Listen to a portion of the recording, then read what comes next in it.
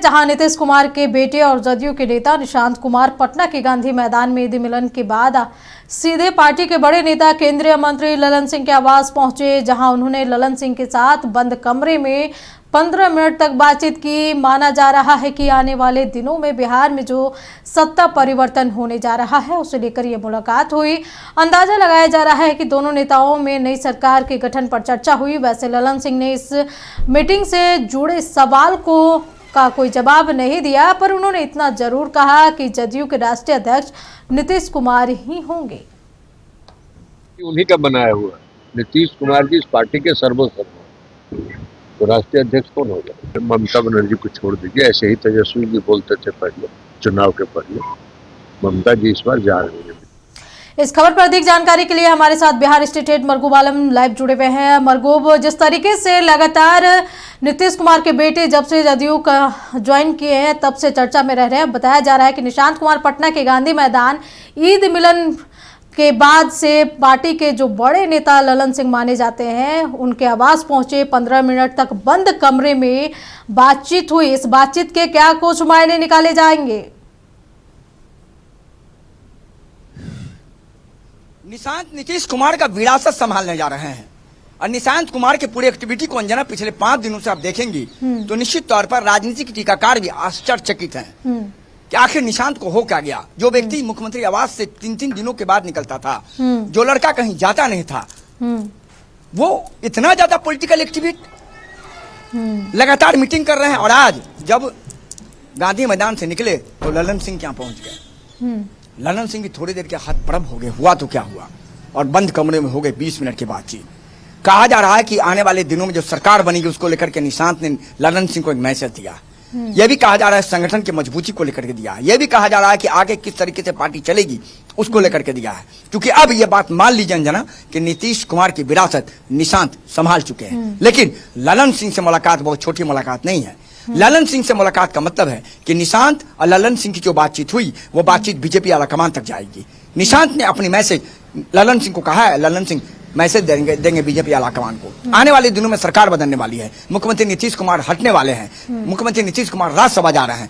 मुख्यमंत्री कौन होगा, सरकार का स्वरूप क्या होगा, कौन डिप्टी सीएम होगा, कौन विधानसभा अध्यक्ष होगा, गिरी किसके पास रहेगा, सामान्य प्रशासन विभाग किसके पास रहेगा, बड़ा सवाल है अंजना। ये सामान्य मुलाकात नहीं है, ये चूंकि अब ईद मिलन में आप कहीं जा रहे हैं मिलने तो अलग अलग चीज है।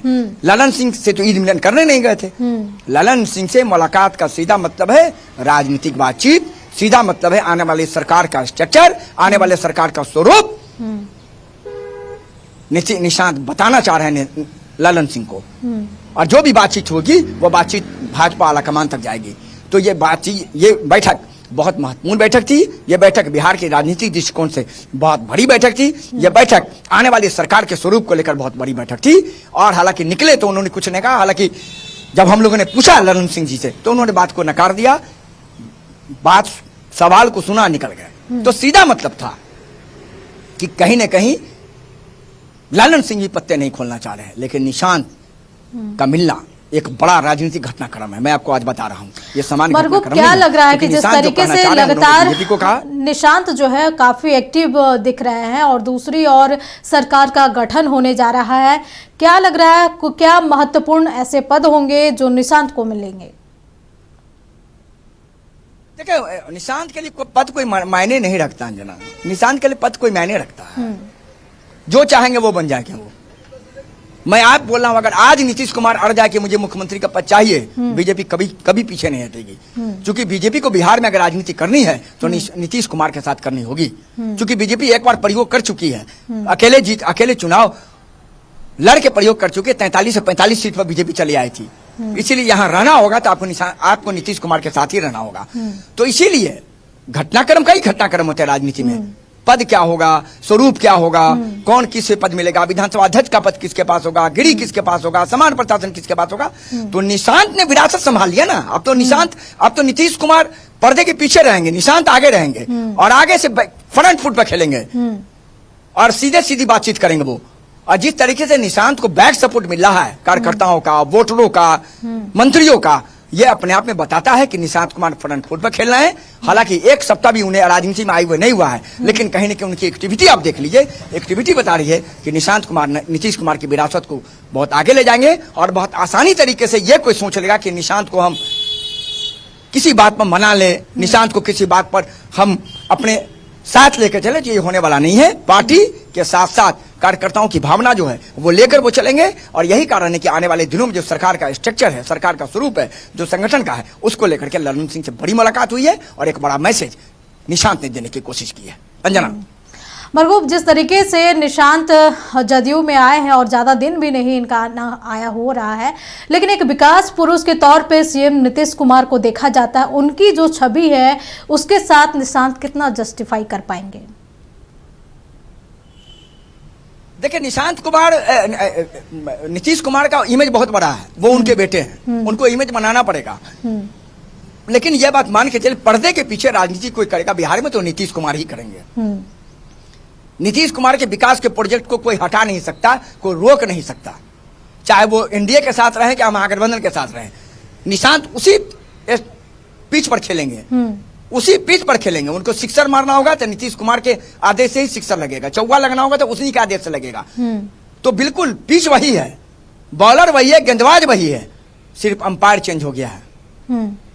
तो मरगूब, ये माना जाए कि भले ही बीजेपी के साइड से सीएम कोई भी बने, लेकिन पर्दे के पीछे से अगर सीएम के तौर पर अगर कोई निभा रहा है दायित्व, तो वो नीतीश कुमार ही निभाएंगे। कभी कभी क्रिकेट में जो तीसरा एम्पायर होता है ना, बहुत महत्वपूर्ण हो जाता है। तो कह सकते हैं कि जो तीसरा एम्पायर होगा वो नीतीश कुमार होंगे और कभी कभी बहुत बड़ा विस्फोट करेंगे। इंतजार कीजिए, नीतीश कुमार की ही चलेगी, नीतीश कुमार ही पर्दे के पीछे राजनीति करेंगे। लेकिन फ्रंट फुट पर रहेंगे निशांत, लेकिन पर्दे के पीछे नीतीश कुमार रहेंगे। लेकिन उन्हीं के इशारे पर निशांत आगे फ्रंट फुट पर खेलेंगे।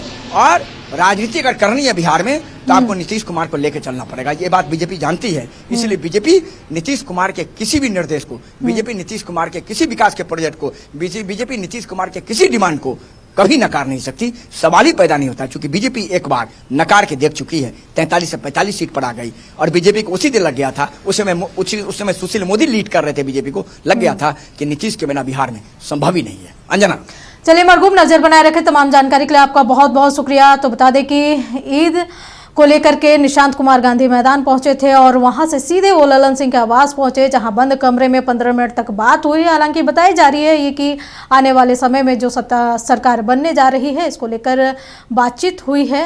समय ही बताएगा कि आखिर बिहार की राजनीति में और कितना बवाल हो रहा है।